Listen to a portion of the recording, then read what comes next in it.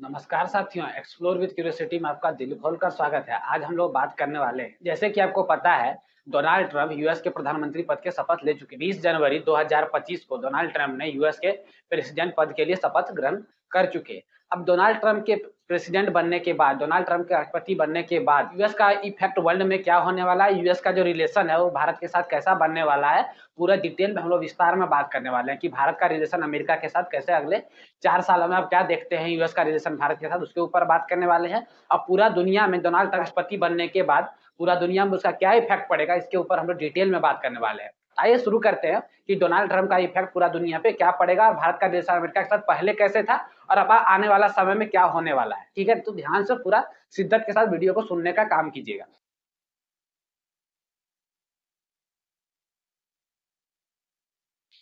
आइए कहानी शुरू करते हैं। कहानी शुरू करते हैं हम लोग सेकेंड वर्ल्ड वॉर से। ठीक है, ये जब सेकेंड वर्ल्ड वॉर 1945 में खत्म हुआ तो क्या हुआ, पूरा दुनिया दो गुट में बट गया।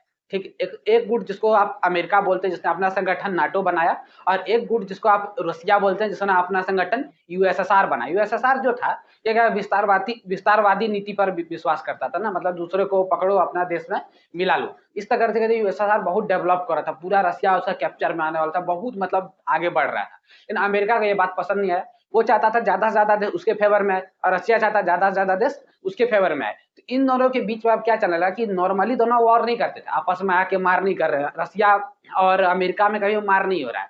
मार किसमें हो रहा है कि रसिया मतलब कि अंदर अंदर उस देश को सप्लाई कर रहा है कि हाँ तुम मारो अमेरिका को, और अमेरिका उसको सप्लाई कर रहा है अंदर अंदर कि तुम मारो रसिया को। इन दोनों सामने से कभी मार नहीं कर रहे। अब ध्यान से सुनिएगा कि किसी देश में दो देश आके आप चुपचाप मार कर रहे हैं कि किसी को पता नहीं चल रहा, खाली अपना सप्लाई दे रहे हैं, तो उस देश का बहुत नुकसान होने वाला। यही नुकसान हो गया सीरिया का, यही नुकसान हुआ अफगानिस्तान का, यही नुकसान हो गया आपका वियतनाम का। वियतनाम में 27 करोड़ से 30 करोड़ बम गिराए गए। आपको पता है अफगानिस्तान 10 साल लड़ा रसिया से, मार के भगा दिया। अफगानिस्तान 20 साल लड़ा अमेरिका से, मार को भगा दिया। लेकिन अमेरिका वहां पे जालसाजी करके चले गया कि बहुत सारा हथियार वहां पे छोड़ के चले गया है। अब वो हथियार जो वहां पे अफगानिस्तान को पता है तालिबान शासक है। अब तालिबान उतना डेवलप नहीं है, पढ़े लिखे नहीं है, सरिया कानून वाले हैं। अब वो लोग आएंगे, जिसको जहां मन था उड़ाएंगे और मार करेंगे उससे। तो ये जो हथियार छोड़ने का पॉलिसी था अमेरिका का, बहुत लंबा सोच के वो पॉलिसी वहां पे छोड़ा था। तो सी तो पूरा परवान पे था, चल रहा था, बहुत सारे देश इसके चपेट में आ रहे थे। अफ्रीका का बहुत सारा देश आया, मिडिल ईस्ट का बहुत सारा कंट्री जैसे सीरिया वगैरह। ठीक है, ये सारा सीरिया, जॉर्डन, लेबनान, ये सब पूरा तबाही में आ गया। एकदम भयंकर इसके ऊपर मारा मारी अमेरिका रसिया का चल रहा था। लेकिन धीरे धीरे 1991 में क्या आता है, यूएसएसआर टूट जाता है। यूएसएसआर 15 देशों में टूट जाता है। और जो आपका शीत वॉर जो होता है, इसको कोल्ड वॉर आप बोलते हैं, ये वहां पे क्या होता है, विराम होता है। यहाँ पे क्या होता है, विराम होता है। और अमेरिका का इन्फ्लुएंस यहाँ से धीरे धीरे क्या होता है, बढ़ने लगता है। और नाटो जो सेना होती है धीरे धीरे विस्तार करने लगती है। नाटो सेना क्या होती है, विस्तार करना चालू करती है। नाटो में अभी टोटल 32 मेंबर है, जिसमें सबसे नया जो मेंबर है वो स्वीडन है। नाटो का फुल फॉर्म होता है नॉर्थ अटलांटिक ट्रीटी ऑर्गेनाइजेशन। अब नाटो का क्या रूल है कि यदि आप नाटो के 32 देशों में से किसी एक पे हमला करते हैं तो 32 मिलकर उस देश को मारेगा। अब सोचिए कहाँ का ये कानून बना दिया कि आप एक गुट बना लीजिए जिसमें 32 देश होंगे, या फिर जितना भी देश आप शामिल कर सकते हैं वो कर लीजिए और वो हो जाए। अब नाटो की मदद से अमेरिका क्या करना चाह रहा था, पूरा वर्ल्ड में डोमिनेंस करना चाह रहा था। इसी चक्कर में देखिए, अमेरिका जो था मिडिल ईस्ट में इजराइल से डोमिनेंस करता है, और जो आपका इधर साउथ एशिया यहाँ पे जापान से डोमिनेंस करता है, और सेंट्रल एशिया में पाकिस्तान से डोमिनेंस करता है। पूरा ये एशिया को क्या कर चुका था, अमेरिका जो कैप्चर करके चुका था। यही चीज यूरोप में वो करना चाह रहा था रसिया के सिरहाने। जो यूक्रेन था उसको वो नाटो में मिलाना चाह रहा था। लेकिन रसिया को ये बात पता चल गया, बाबा पुतिन बोले यूक्रेन, रसिया से मजाक, रसिया से मजाक बहुत भारी पड़ेगा। यूक्रेन जैसे ही नाटो में मिलने वाला था उससे पहले यूक्रेन को पकड़ के धो दिया। और यूक्रेन से सिर्फ लंबा समय खींचा कि तुम टाइम बर्बाद करते रहो, टाइम बर्बाद करते रहो। 2 साल 3 साल युद्ध कर रहा है, चल रहा है, लंबा युद्ध खींच रहा है, लेकिन उसे युद्ध करते रहा। ठीक है, लोगों को लग रहा था कि रसिया इतना युद्ध क्यों खींच रहा है, तो साजिश है, तो दिमाग चल रहा है पुतिन का ना।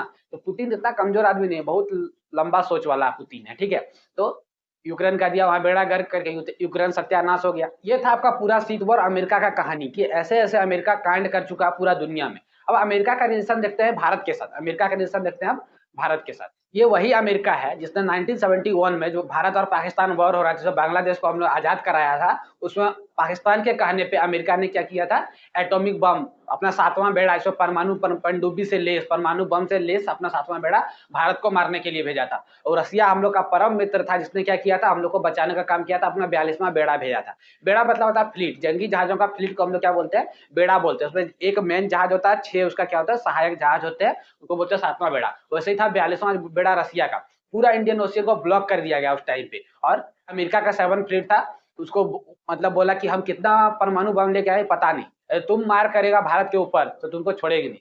तो अमेरिका वहां से डर के भाग गया और भारत क्या कर पाया, पूरा बांग्लादेश को पाकिस्तान के चंगुल से आजाद कर पाया। ये 1971 का वॉर था। अगला बात करते हैं 1998, जब हम लोग ने परमाणु परीक्षण किया था। हम लोग कपार पे दिया सैटेलाइट लगा के कि हम तुम परमाणु परीक्षण नहीं कर पाओ। बहुत सारा परमाणु परीक्षण करने के बाद सैंक्शन लगा दिया भारत के ऊपर। इस सैंक्शन से बचाने के लिए पता है कि आपको जो माइग्रेशन लोग होते हैं, इसको एनआरआई बोलते हैं, जो विदेश में काम करते हैं, वहाँ खाना पीना सब खाते हैं और वो भारत के लिए पैसा भेजते हैं। उस तरह में पैसा हम लोग को बचा लिया। अमेरिका देखा देखी क्या किया, पाकिस्तान ने दिया परमाणु बम विस्फोट करके।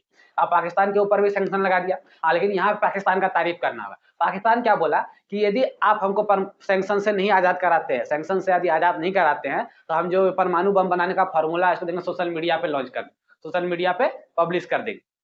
अमेरिका बोलता है नहीं रे नहीं, ऐसा नहीं करना, सारा सैंक्शन हटाते हैं। ये जगह भारत बोलता है जब उसका सैंक्शन हटा रहे तो मेरा भी हटाए, उसका हटा रहे मेरा भी हटाए। वो जो गलती किया वही गलती हम भी किए, तब दोनों का सैंक्शन हटाइए। यही अमेरिका है कि भारत को कंट्रोल करने के लिए पाकिस्तान को नया नया हथियार देते रहता है। ये वही अमेरिका है, यदि आप इसका हथियार नहीं खरीदते हैं, पुराना हथियार जो आपके पास है उसका पार्ट पुर्जा ये नहीं देता है। तो अमेरिका से दोस्ती बहुत नुकसान पड़ता है। अमेरिका पे पूरा तरह भरोसा कर पाना मुश्किल काम है, क्योंकि देखिए अमेरिका का इन्फ्लुएंस पूरा दुनिया में, डॉलर उसका सबसे बड़ा करेंसी है दुनिया का, उसका इन्फ्लुएंस अमेरिका के पास है। वो सोना हड़प के डॉलर बनाया, वो कहानी किसी और दिन बताएंगे उसके ऊपर। तो अमेरिका हर जगह आपके साथ गद्दारी करते रहेगा, आप जहां भरोसा किए गद्दारी करते रहेगा। भारत का सबसे अच्छा सबसे परम मित्र यदि कोई है तो वह रसिया, जो जगह जगह पे भारत का मदद दिया। जब भी वीटो लगाना होता है भारत उसको, भारत का मदद रसिया करता है। जब भी वीटो का बात आएगा रसिया ही भारत का मदद करता है, अमेरिका कभी मदद करने नहीं आएगा। लेकिन अब बात करते हैं डोनाल्ड ट्रंप के राष्ट्रपति बनने से क्या क्या चेंजिंग होगा। देखिए डोनाल्ड ट्रंप जो है वो मोदी का जो सोच है उससे मैच करता है, नरेंद्र मोदी का सोच से मैच करता है। नरेंद्र मोदी एक गुजराती आदमी है, और गुजराती आदमी का मेन फोकस होता है बिजनेस पे।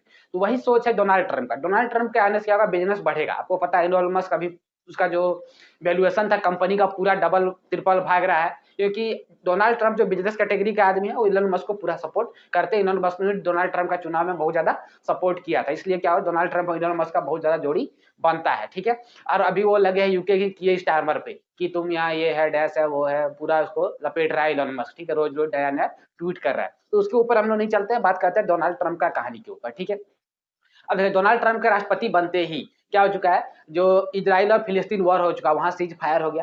आपको रसिया यूक्रेन वॉर में भी ठंडगी देखने को मिलेगा कि अब धीरे धीरे वो भी शांति के कगार पे चलेगा। जो बाइडेन ने हर जगह मार फैलाया था, हर जगह मार फैलाया था, जगह जगह पे मार किया था उसने, मतलब लोग दुनिया में तबाही मचा के रखा था, किच किच करके रखा दुनिया। वहां का लोग भी उससे बहुत ज्यादा परेशान थे। इसीलिए क्या हुआ वहां पे डोनाल्ड ट्रंप, पेट्रोल पंप नहीं, डोनाल्ड ट्रंप को क्या हुआ वहां पे राष्ट्रपति चुना गया। डोनाल्ड ट्रंप बिजनेस मानसिकता के लोग हैं, जिससे कि भारत का व्यापार बढ़ने वाला है, भारत और अमेरिका के बीच का रिलेशन अच्छा होने वाला है। नए नए क्या हुआ यहाँ पे तरीके के जॉब खुलेंगे, भारत के साथ रिलेशन और अच्छा होने वाला है अमेरिका की, क्योंकि डोनाल्ड ट्रंप को पता है कि भारत जो है उभरता हुआ देश है, एक ग्रोइंग कंट्री है जहाँ पे बहुत बड़ा मार्केट है। इस मार्केट को यदि हम खो देते हैं तो भारत देखिए मेक इन इंडिया प्रोजेक्ट के तहत बहुत सारा अपना खुद का पनडुब्बी, खुद का एयरक्राफ्ट कैरियर, नया नया जहाज, नया नया टेक्नोलॉजी ग्रो कर ही रहा है। स्पेस में आप भारत का टेक्नोलॉजी देख ही चुके हैं, स्पेसडेक्स वाला वीडियो हम बना ही दिए, आप अच्छा से देख लीजिए, उसको लिंक आपको डिस्क्रिप्शन में मिल जाएगा। तो भारत पूरा अच्छा से डेवलप कर रहा है, ये बात अमेरिका को पता है, डोनाल्ड ट्रंप को भी पता है। तो वो भारत से दोस्ती नहीं रखता है, तो भारत रसिया के साथ मिलके एक अपना नया अलग गुट में जा सकता है, या फिर वो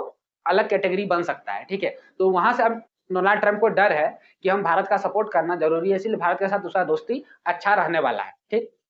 एक बात और, शुरू में हम बात किए थे कि दो अलग अलग गुट है, एक रसिया का गुट, एक अमेरिका का गुट। तो आपको सोच रहे भारत किस गुट में है, भारत कोई गुट में नहीं है। भारत क्या है, नॉन अलाइंग मूवमेंट का गुट है। इसका मतलब गुट नहीं है, ये किसी के तरफ नहीं है, गुट निरपेक्ष जिसको बोलते हैं, हम अपना खुद रहेंगे, तुमको जिससे हमको मतलब होगा उधर हम जाएंगे। रसिया से प्रॉफिट तो रसिया की तरफ, अमेरिका से प्रॉफिट अमेरिका की तरफ, चाइना से प्रॉफिट तो चाइना की तरफ। देखिए अभी चाइना और इंडिया का भी रिलेशन क्या है, कुछ हद तक ठीक हो रहा है। ये भी टेंशन अमेरिका को है कि चाइना, भारत, रसिया सब मिल जाएगा तो क्या हो रहा है, मेरा बैंड बजने वाला है। इसीलिए अमेरिका क्या करेगा, भारत के साथ अभी 4 साल अगले जो है डोनाल्ड ट्रंप का पीरियड जितना भी होने वाला है, इसमें रिलेशन बहुत अच्छा रखने वाला है भारत के साथ। देखिए बिजनेस का एक रूल होता है कि आपको मिलजुल के चलना पड़ता है। यदि आप क्या मार-धाड़ का पॉलिसी अपनाइएगा तो बिज़नेस नहीं हो पाएगा। तो अमेरिका जानता है कि यदि हम बिज़नेस करना चाहते हैं, अपना कंट्री का इकोनॉमी ग्रो करना चाहते हैं, लोगों का नज़र में अच्छा बनना चाहते हैं, तो हमको मार वाला जो पॉलिसी है इसको खत्म करना पड़ेगा। ये ईरान और अमेरिका जिगरी दुश्मनी है, तो वहाँ भी आपको ठंडगी देखने को मिलेगा ईरान के साथ। उसके इंडिया के साथ जो रिलेशन है वो अच्छा होता हुआ दिखेगा।